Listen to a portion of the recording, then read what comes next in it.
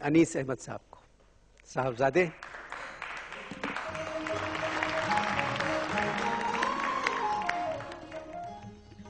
یہ بڑے لوگوں کے گھر پیدا ہونا بھی مشکل سا مسئلہ ہے، کیونکہ ہر کوئی توقع یہ کرتا ہے کہ شاید اولاد بھی اسی طرح کی ہوگی. یہ نہ میرا ادب سے کوئی خاص تعلق ہے، نہ تصوف کو میں سمجھتا ہوں.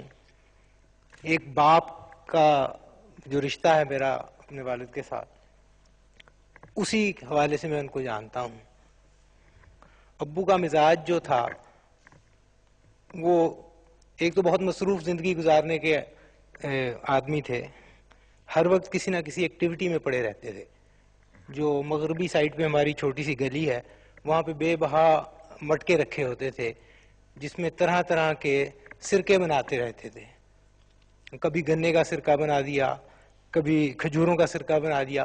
لیکن ایک بات عجیب سی ہے کہ جو ابھی غالباً اصغر صاحب نے کہا کہ وہ انسانی عزت نفس کی بات بڑی کرتے تھے، وہ خالی یہاں تک نہیں تھی. غالباً یہ سن کو میں 80 کی بات ہوگی کہ جب میں گورنمنٹ کالج میں پڑھا کرتا تھا، اور یہ وہ سردیوں کا زمانہ تھا کہ جب لاہور میں دھند اترا کرتی تھی اور گیٹ بند نہیں کیے جاتے تھے، کھلے رہا کرتے تھے.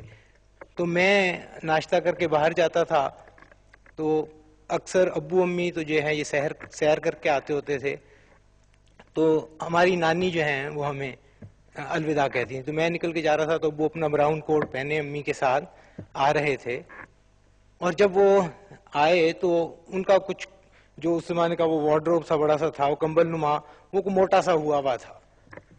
تو وہ آئے اور دور سے مجھے ہاتھ سے اشارہ کرتے رہے، تو میں رک گیا اور کہنے لگے کہ جی تسی کالج جا رہے ہو؟ میں کہا ہاں جی میں جا رہا ہوں. اور اتنی دیر میں ایک چھوٹا سا کتا ان کے اس کوٹ میں سے باہر نکل آیا جو کافی غلیظ حالت میں تھا، اور وہ لے آئے. پیچھے میری نانی کھڑی تھی، انہوں نے بڑے غصے سے کہا کہ شکو اگے مصیبتاں کاٹنے، کتا چک لے آئے تو کتوں.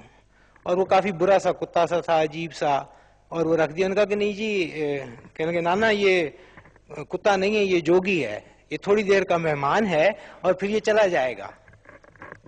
تو خیر ابو نے تو اس کی اتنی سیوا نہیں کی، اور کہ یہ زیادہ آپ کو تنگ نہیں کرے گا، 10-12 دن یہاں پہ رہے گا، اس کے بعد چلا جائے گا. تو اماں کی ڈیوٹی جو ہے وہ بڑھ گئی کہ ظاہر ہے ان کو نہلانے لگیں. اور پھر اس کی کوئی طبیعت اور خراب ہو گئی تو مجھے ایک دن کہنے لگے کہ چلو اس کو کسی ویٹ کے پاس لے کے جاتے ہیں اور وہاں جا کے اس کو چیک کراتے ہیں. تو میں نے اس کتے کو اپنے پاس رکھ دیا، واکس ویگن ہوتی تھی اس میں بیٹھ گئے اور ہم ڈاکٹر کے پاس گئے. تو اس نے تحقیق کی اور تجزیہ کیا، کہنے لگا کہ جی اس کو بہت بری سکیبیز ہے اور یہ کچھ دیر لگی اشفاق صاحب، پھر یہ ٹھیک ہوگا. تو اس کو بڑے آرام سے، ان کا کوئی فلسفہ اس قسم کا تھا، کہنے لگا کہ اس کو سکیبیز نہیں ہے، یہ عزت نفس کا مارا ہوا ہے کہ یہ اپنے کنبے سے علیحدہ ہو گیا ہے، اس لیے یہ جو ہے یہ اس طرح کا ہو گیا ہے. بہرحال خواتین حضرات، کہنے کا مطلب یہ ہے کہ ٹھیک 10-12 دن کے بعد وہ جو کتا تھا جو واقعی ابو کا بڑا لاڈلا ہو گیا تھا، وہ 10 یا 12 دن ہوئے ہوں گے، اس کے بعد وہ کبھی نہ ہمارے گھر رہا، اور وہ تیار اچھا تندرست ہو کے خود ہی